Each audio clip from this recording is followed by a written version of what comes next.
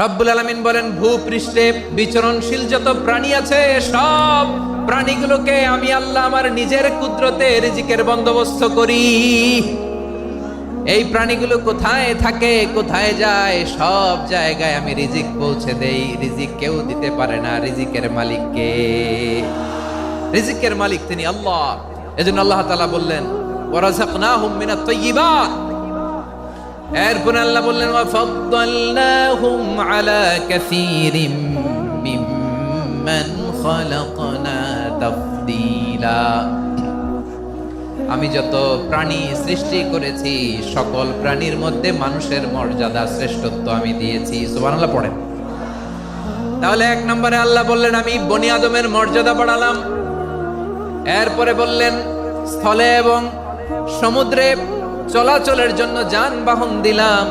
3 নম্বরে আল্লাহ বললেন পবিত্র রিজিকের ব্যবস্থা করে দিলাম।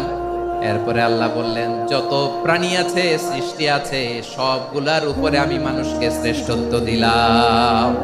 সুবহানাল্লাহ। তাহলে সবচেয়ে বেশি শ্রেষ্ঠত্ব মানুষের। কার?